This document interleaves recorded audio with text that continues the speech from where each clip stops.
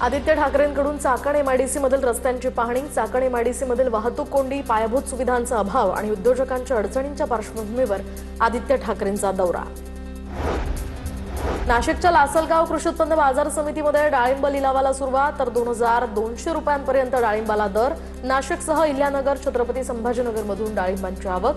योग्य प्रतवारी केल्यास चांगला दर मिळणार, व्यापाऱ्यांचं आवाहन.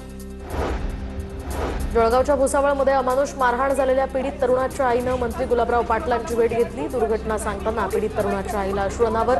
आरोपींवर कठोर कारवाई करण्याचं गुलाबराव पाटलांचं आश्वासन. अमरावतीच्या डोमा आश्रमशाळेतील भूतबाधेच्या अफवेचं गूढ उलगडलं, तर 6 विद्यार्थिनींना मानसिक तणावाची लक्षणं असल्याचं वैद्यकीय तपासणीतनं समोर. 6 विद्यार्थ्यांमध्ये सतत रडणं, भीती, उदासपणा, विस्मरण आणि शारीरिक तक्रारींच्याही लक्षणं आढळली. मुलींच्या लक्षणांचा हा व्हिडिओ TV9 मराठीच्या हाती.